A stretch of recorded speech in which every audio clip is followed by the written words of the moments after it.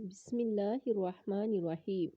یزید بن حیان تیمی کہتے ہیں، میں حسین بن صبرہ اور عمر بن مسلم سیدنا زید بن ارقم کے پاس گئے۔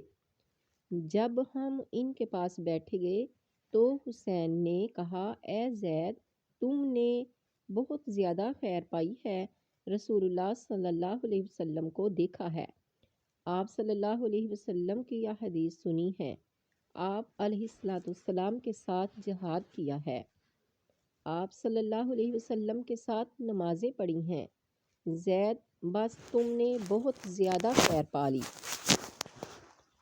حضرت زید، تم نے جو احادیث سے رسول صلی اللہ علیہ وسلم سے سنی ہیں وہ ہمیں بھی بیان کرو۔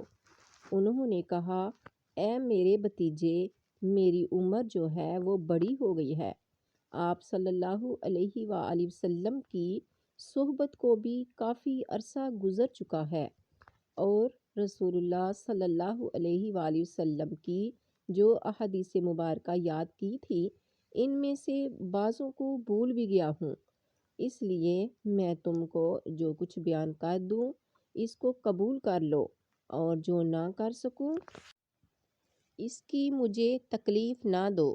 پھر انہوں نے کہا، رسول اللہ صلی اللہ علیہ وسلم غدیر خم جو مکہ اور مدینہ کے درمیان ہے، اس مقام پر خطاب کرنے کے لیے کھڑے ہوئے اور اللہ تعالیٰ کی حمد و ثنا بیان کی اور وعظ و نصیحت کی، اور پھر یہ بھی فرمایا، اما بعد، خبردار اے لوگو، میں ایک بشر ہی ہوں، قریب ہے کہ میرے رب کا قاصد میرے پاس آ جائے اور میں اس کی بات قبول کر لوں۔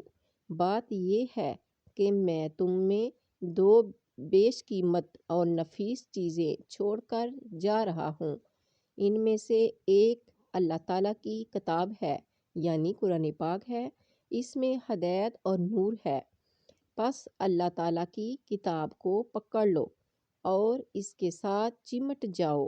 بس آپ صلی اللہ علیہ وسلم نے اللہ تعالیٰ کی کتاب پر آمادہ کیا اور اس کے بارے میں ترغیب دلائی، اور پھر فرمایا، دوسری چیز میرے اہل بیت ہیں، میں تم کو اپنے اہل بیت کے بارے میں اللہ تعالیٰ کو یاد دلاتا ہوں، میں تم کو اپنے اہل بیت کے معاملے میں اللہ تعالیٰ یاد کرواتا ہوں، میں تم کو اپنے اہل بیت کے حق میں اللہ تعالیٰ کی یاد دلاتا ہوں۔ 3 مرتبہ آپ نے یہ جملے دہرائے۔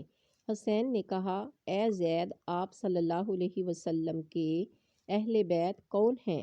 کیا آپ صلی اللہ علیہ وسلم کی بیویاں آپ کے اہل بیت میں نہیں ہیں؟ انہوں نے کہا، بے شک آپ صلی اللہ علیہ وسلم کی بیویاں اور آپ صلی اللہ علیہ وسلم کے اہل بیت میں سے ہیں، لیکن آپ صلی اللہ علیہ وسلم کے اہل بیت وہ ہیں جن پر صدقہ حرام ہے۔